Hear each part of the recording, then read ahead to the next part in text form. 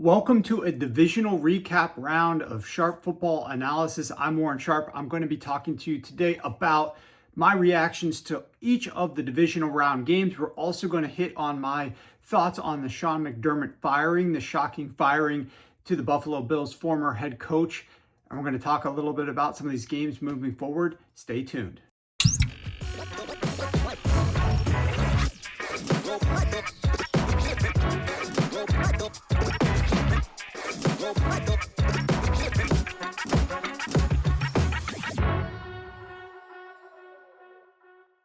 All right, before we get into the Sean McDermott firing, I do want to touch on all of the other games. Then we'll hit the Buffalo Bills game where they lost to the Denver Broncos 33-30.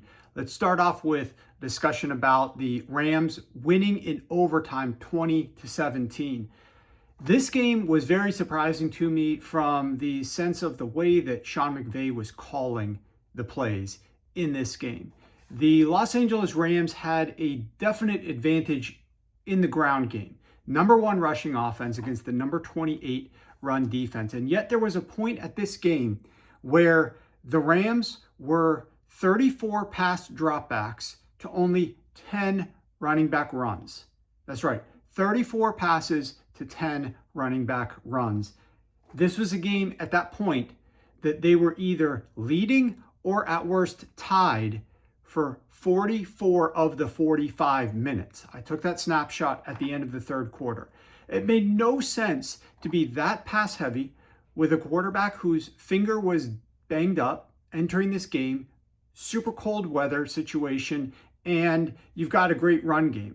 They were not involving Blake Corum at all on the ground, and they were rarely utilizing Kyren Williams. Now, eventually they did pivot in the fourth quarter and intelligently utilized Kyren Williams a lot more, had more success, had more, they had a productive drive where they ran the ball more than they passed the ball, scored a touchdown, ended up building up enough of a lead to win the game ultimately. The other thought that I had in this game as it related to Sean McVay was 46 dropbacks and only 2 were in heavy personnel.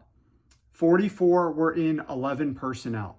This was something I was not expecting at all here. I knew that going up against the Carolina Panthers, who was outstanding against play action, you needed to utilize a little bit more traditional Rams from years ago. 11 personnel, no play action, no under center, utilizing shotgun, get the ball out of Matthew Stafford's hands. I didn't know that that's what they were going to try to utilize in this game against the Chicago Bears. It did not have a lot of success. I am very curious to see if they go back to their 13 personnel and try to do a little bit more out of that in their game against the Seattle Seahawks for the NFC Championship next Sunday, because that's been their bread and butter. That's what's gotten them a lot of success.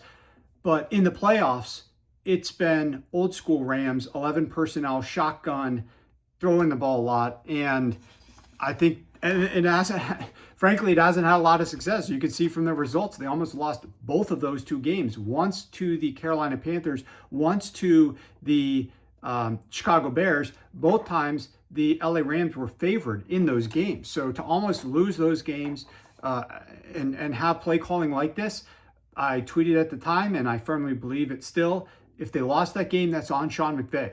That was on Sean McVay. And he admitted after the game that he didn't have his best game calling plays. I questioned the strategy leading into it as well as the play calling. Hopefully they get things straightened out. This is a very familiar foe against the Seattle Seahawks. Obviously, they play them twice a year. It's going to be a great game. Obviously, in this game, though, instead of being favored the last 2 weeks, the Rams are the underdogs. They're going to have to figure something out offensively and perform a little bit better there. As it relates to the Chicago Bears, what more can you say? This team, in my opinion, well ahead of schedule. Nothing but positive thoughts heading into the offseason for the Chicago Bears. I can't say a single thing negative about them. Yeah, did Caleb Williams have interceptions? Yes. Did he make mistakes? Yes. Is he far further along right now than he was at the start of the season? Night and day. Is this offense playing a lot better than I expected them to in year 1 with Ben Johnson? 100%. I'm very pleased with what we're seeing out of Chicago and looking forward to this team getting a little bit healthier on defense, having a better defense out there, and then evolving more and continuing to progress with Caleb moving forward under Ben Johnson. I think, bright future for the Chicago Bears. Next up, let's talk a little bit about this Patriots game. The Patriots defeat the Houston Texans 28-16 in horrible weather conditions that we knew was going to impact the Houston Texans terribly. I don't understand the Houston Texans thought process and their game plan. Every single series started with a running back run for nothing, and then it's second and obvious pass due to the down and distance for CJ Stroud on the road in this circumstance, trying to throw the ball into a defense that knows you're passing the football and is getting after you, is applying pressure, and is having a lot of success. CJ Stroud, look, I was joking about it during the game. Everybody pretty much was, how terrible he was playing. That's quite clear. Are the Houston Texans going to move forward with CJ Stroud? Are they going to sign his 50-year option, extend him, et cetera, et cetera? Head coach DeMeco Ryans comes out after the game and says, CJ is our guy. Reminded me of when the Arizona Cardinals came out and said the same thing about Josh Rosen. Sent out a tweet that's now a meme. Josh is our guy, which is what somebody says immediately before they go ahead and get rid of you and choose somebody else to be their guy. But what I will say is this.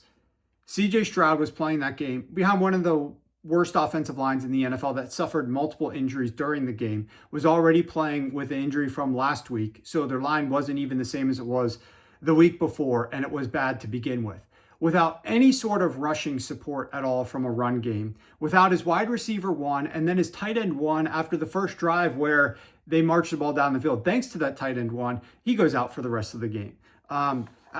Winning against one of the best defenses in the NFL on the road in the playoffs in those circumstances, without your wide receiver one, without a tight end one, without a running game whatsoever, behind a terrible offensive line. I mean, name some quarterbacks that are going to have success there. Was CJ Stroud making horrible decisions? Yes, he was. I mean, some of these plays he's dropping back to passes like take the sack. I mean, live to play another down. It's 1st and 10. A guy's right in your face. Just eat it. Take that sack, and it's 2nd and long. But it's far better than you throwing a ball up that's getting tipped and deflected as you're being impacted. You have no idea where that pass is going to end up, and it ends up in the New England Patriots' arms, and they're scoring points. They're getting a short field for their offense. I mean, CJ Stroud obviously lost them that game as a result of those turnovers. Speaking of which, CJ Stroud is now 2-0 at home in the playoffs with generally outstanding stats. He is 1-3 on the road in the playoffs with generally terrible stats. And this team and DeMeco Ryans, if CJ Stroud is going to be their quarterback moving forward, which I think he will, they have to figure out a way to get better playing outdoors. They have to figure out a way to be better playing on the road. I mean, from a props perspective and from a betting perspective, I can just tell you that we have, and this is one of the teams in the database that if the Texans are playing on the road, you take note of that.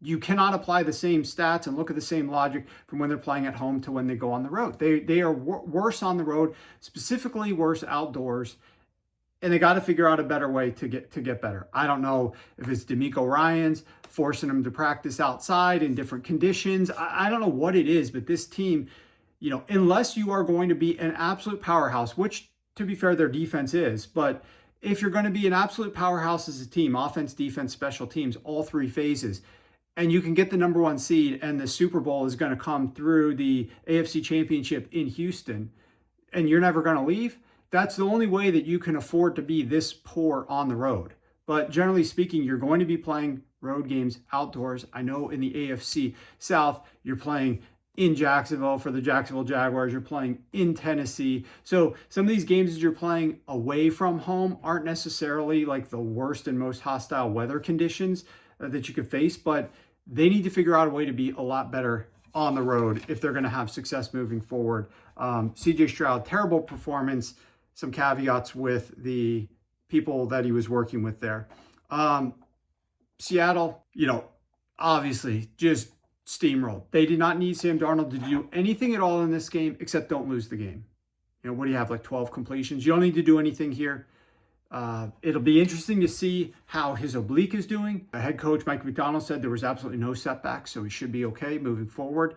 For the NFC Championship game on Sunday, they're going to need him against a more difficult defense and an offense that can score more points. San Francisco 49ers, hard to say enough about the job coaching that Kyle Shanahan did this year. Tremendous job, in my opinion. I thought he got the most out of his team that he possibly could. Obviously, getting to the divisional round and losing for a team that had so many losses at so many different positions throughout the course of the season. Admirable coaching job.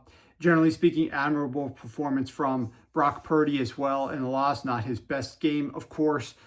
Seattle is just a menacing defense, just a lights out defense. It's fun to see some teams playing like that. And then you have Rashid Shaheed, who can add a little bit on special teams as well. Got a solid punter. This is a good all-around football team. Going to be very difficult for the Rams to come in there and pull off an upset. Going to make for great football next Sunday.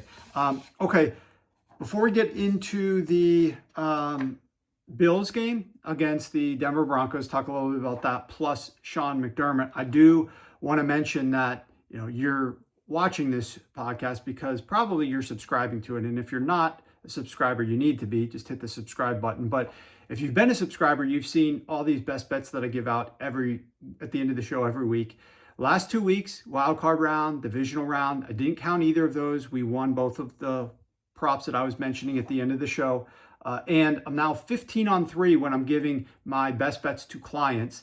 Many of those wind up making its way onto this show. That's why this show's record is very close to 15-3 and extremely solid. But now that championship weekend is here, and a great way for you to get on board with us, a full week for just $25. And what is that going to get you? That's going to get you the best bet of the week, which are 15-3 this year. That's going to get you all of my elevated props on the season. Those are 36 and 12. 36 wins, 12 losses, 75%. They are a perfect 4-0 in the playoffs.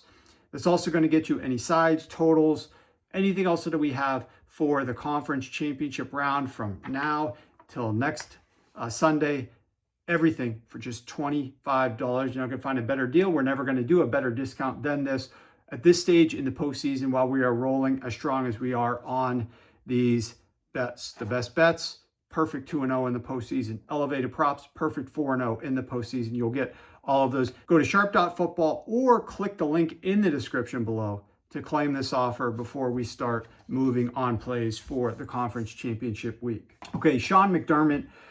Look, the Buffalo Bills fired Sean McDermott. I know that this is one of the more surprising things because he did get his team to the divisional round. But let's talk about why he was fired less than 24 hours after losing that game. The Bills lost that game 33-30, which means their defense gave up 33 points, which is what I want to talk about in a second here, even including Josh Allen's terrible game. Now, the Bills defense gave up 33 points. How did they give up 33 points? Part of it was Josh Allen and his 4 turnovers. Josh Allen comes out after the game, mans up, takes all the blame and responsibility on himself. We lost the game because I turned the ball over 4 times. He's crying. He's accurate. That's true. They did lose the game because of Josh Allen and his 4 turnovers. However, this Bills defense allowed a 73-yard touchdown drive, a 70-yard touchdown drive, a 69-yard touchdown drive, a 75-yard field goal drive, and a 64-yard field goal drive. That's 27 points. That's on Sean McDermott's defense. That's not on Josh Allen. That's Sean McDermott allowing massive drives all the way down the field with his defense on the field, with Josh Allen on the sidelines. Now, Josh Allen in the playoffs, terrible this past game, has played 6 years since 2020 in the postseason. Even including last night's game, he is, of all the quarterbacks, there's 28 qualifying quarterbacks that I'm using in this sample. I think it's like 50 pass attempts or so in the postseason since 2020. 50 pass attempts, 28 qualifying quarterbacks. Josh Allen ranks number 1 in success rate, number 2 in EPA per play, and number 3 in completion rate. He is one of the best playoff quarterbacks in the NFL that we've had in terms of his actual performance and execution in the postseason. Yesterday's game was an anomaly, but generally speaking, he's been outstanding. And yet the Buffalo Bills have 0 conference championships, 0 Super Bowl appearances, 0 Super Bowl wins. Why is that? Well, let's start with this. 33 points allowed in the playoffs this past year. Lost that game 33-30. The year before that, 32 points allowed. Lost that game 32-29. The year before that, 27 points allowed. Lost that game 27-24. The year before that, 27 points allowed. Lost that game 27-10. The year before that, 42 points allowed. Lost that game 42-36. Year before that, 38 points allowed. Lost that game 38-24. That is a total of 199 points allowed in playoff losses since 2020. That is more than any other team in the NFL. This Bills defense allowing points. Now, I know they've played 6 games during that span, so let's look at it on a per game basis. 33.2 points per game allowed in playoff losses. Out of 12 teams that have lost at least 3 games since 2020, the Bills' total points per game out of those 12 is the number 2 most per game allowed in playoff losses, 33.2. Only the Steelers are higher. The Ravens, I'll just give you some comparisons on the other end of the spectrum. The Ravens are allowing just 21.2 points per game in losses. The Packers, only 24 points per game in losses. Nearly 10 points per game fewer than what the Bills are allowing, putting more on Josh Allen's shoulders. Don't want to talk about it on a points basis? Fine, let's talk about it on a per play basis. Out of 30 playoff teams to lose a game since 2020, so there's 32 teams, 2 teams haven't made the playoffs since 2020. The others that have made the playoffs, all of them have lost at least 1 playoff game. In losses, out of 30 teams, the Bills defense ranks number 29 out of 30 in success rate, number 26 out of 30 in EPA per play, number 27 out of 30 in third down conversion rate allowed, punts forced per drive, yards per drive allowed. I mean, this is terrible defensive performance in these games that is causing opponents to score a lot of points, which is forcing Josh Allen to put on the Superman cape, which is causing problems for the Buffalo Bills. Now, in losses, Josh Allen's offense is putting up way more points per game than any of the other teams are scoring in their losses. If you look at those teams, once again, there's 12 of them that have lost at least 3 times since 2020. The Bills' offense is averaging 25.5 points per game in losses. The number 2 team is all the way down at 21. The next team, that's the Rams and the Bucks. Then 20.3 is the Cowboys, 19.5 is the Eagles, 19.0 is the Steelers, 18.8 is the Packers, that's the 7th highest team, 18.3 is the Chiefs, 15 is the Chargers, 13.8 is the Ravens, 13.3 is the Texans, 13.0 is the 49ers. The Bills are at 25.5 points per game. This offense is scoring at a higher rate and more points than any other offense in these losses, but they're losing games because their defense has been giving up far too many points, the 2nd worst scoring defense. That's a ton of pressure on quarterbacks. And to think, I mean, this is just a crazy, like, obviously this isn't the way the NFL works, but just bear with me on this. In the last 3 years, if the Bills defense simply allowed the Broncos to score 29 points, the Chiefs last year to score 28 points, and the Chiefs the year before to score 23 points. We're not talking about like 12 points, 13 points. I mean, these are still 29 points, 28 points. Just hold them to those numbers. The Bills would have played in a Super Bowl and 2 AFC championship games the last 3 years. If their defense had simply allowed that bare minimum, just 29 points to Denver, that's all, because the Bills offense scored 30. Just 28 points to the Chiefs the year before because the offense had scored 29 points. But no, the defense can't do that. And so I did think it was time for a change. The Bills did deserve a change. And I'm interested to see where they go from here. Obviously fascinating because it's a very successful team with a quarterback like Josh Allen. They don't make them like that very frequently, as we know. To be able to coach a quarterback like that is an incredible privilege and an opportunity. But obviously it's Super Bowl or bust. Like, there are no mediocre expectations here.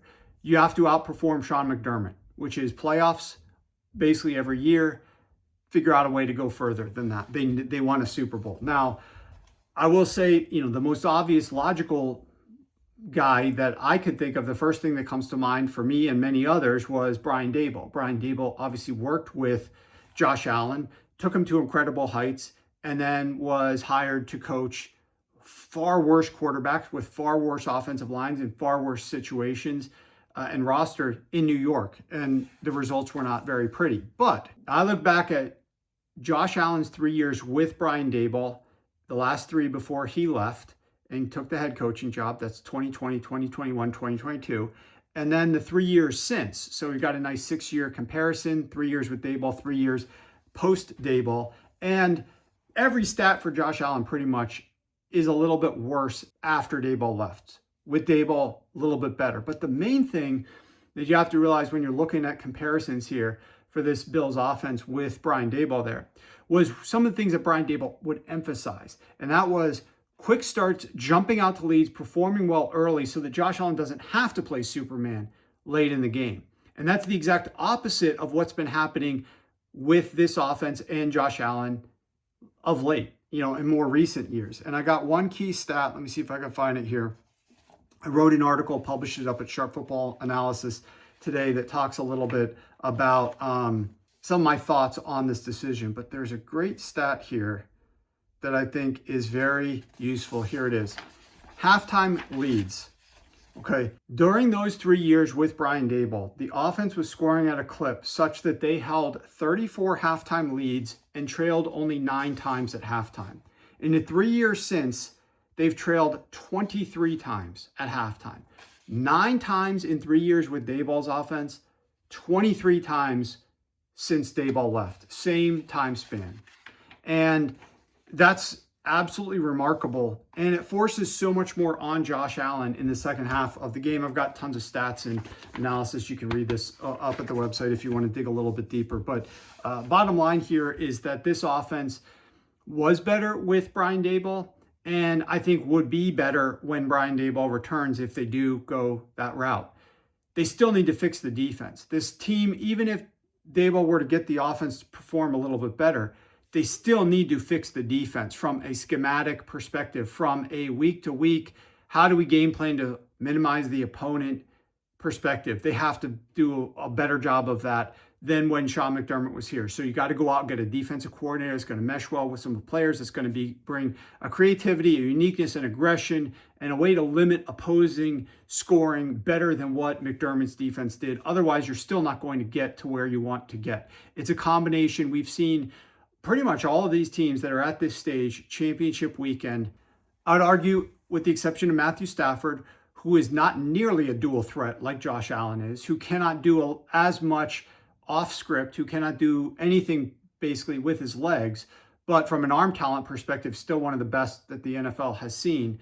The rest of the quarterbacks here, Josh Allen is superior, but what we're seeing are, and of course, like Jarrett Stidham, move him to the side, is Bo Nix that we're comparing to, and Drake May, which we don't know what the future holds for Drake May. Drake May has been phenomenal so far this year. I still don't think you can compare him to what Josh Allen has been able to do for the Buffalo Bills. It'll take years and years, in my opinion, for Drake May to get there. But I'm really excited to see what that looks like, because I've been really impressed with what I've seen so far from Drake May, as I think probably everybody has. It's not going out on a limb or anything, but it's teams that are great defensively and offensively that are at this stage. If you think about the Seahawks and the Broncos and the Rams and the Patriots, these teams are three-phase teams: offense, defense, special teams, and it's going to be hard to win in the way that the NFL is sort of headed right now if you don't have a much stronger defense than what the Buffalo Bills have been working with. So they're going to need to figure that out. But tough situation for the Denver Broncos, losing Bo Nix on just such a freaky play at the end of the game. They're going to need to get a lot more out of their run game than they got last week. The New England Patriots have been playing some tough-looking football in difficult situations at home with the weather, going out to Denver, playing the Denver Broncos defense. I can't wait to watch and see how they perform in that venue. I think this is going to be a fascinating game. Obviously, the Denver Broncos are the underdog because of Stidham. Has the odds makers adjusted too much, not enough. That's going to be a fun discussion point throughout the course of this week. So much more to come breaking down that game. But those are some of my thoughts on the divisional round, early conference championship, the Sean McDermott firing, and what's next for the Buffalo Bills. It's going to be an exciting week. A lot of coaches are going to probably get hired this week as well, which two kind of off-colored comments here to make. The first one is I believe that it hurts these coaches that are good coaches that are leading teams on playoff runs.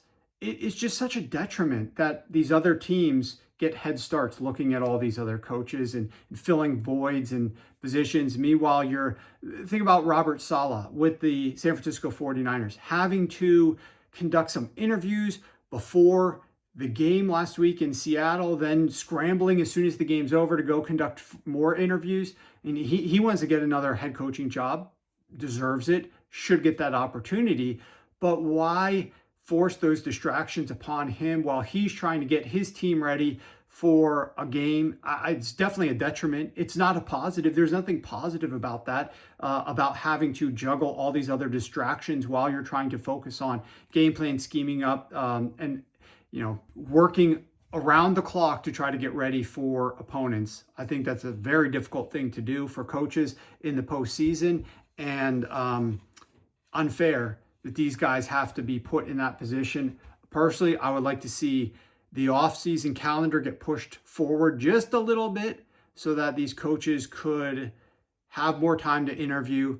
At a bare minimum, wait until after the conference championship games are over, because then you got 2 weeks for the Super Bowl. We know there's a lot of hoopla and stuff. These coaches aren't going to be who are in the Super Bowl. First of all, there's only 2 teams, and they're not working every moment around the clock leading into the Super Bowl. They're putting in extra hours, yes, than a normal week, but they still would have a little bit of time to do an interview during that 2-week period. Stop allowing these other coaches to look at jobs after the week 18, immediately after the wild card, immediately after the divisional and before the divisional round. It's just tough on those coaches who are looking for jobs. And a lot of vacancies to be filled this year. The other thing is we got to do a better job as these TV commentators while we're watching these games during these reviews. There is no need to talk as much as they do about nothing when we're trying to watch the review. And the producers, why aren't they just showing the review so that we can sit there and watch it and just digest it? Bring in the ref analyst as soon as possible to hear his perspective. Stop having a color commentator, a play-by-play commentator try to, just snowball their way through everything and work around it and then cycle back and cycle forward in different ways, just refusing to let the moment breathe for a second so we can watch a replay and hear from somebody who is a former ref. We don't necessarily have to agree with them or not, which, by the way, Gene Steratore, please have a unique opinion for once in your life and be objective about things, as opposed to seemingly being the lapdog of the NFL, just agreeing with every single referee decision that gets made out there. It's okay to have a differing opinion. I love it when you see Troy Aikman and some of the other guys do that. So let's just do a better job of getting these replays in front of us so that we can see them and then move on from there. I thought that was terrible in a variety of fronts this week, trying to watch the replays go down and have to listen to them and hear these guys talk about it. All right, hopefully you guys enjoyed these games in the divisional round. I think the conference championships are going to be outstanding couple of games here next Sunday. Hopefully you guys won a little bit of money on these games. We'll be back this week, of course, breaking down the conference championship games with everybody except for Ryan McChrystal. We're not going to bring Ryan on. The college championship game is tonight. We're going to be talking to Rich and to Joe about the refs, about props, and more coming up very soon. Stay tuned.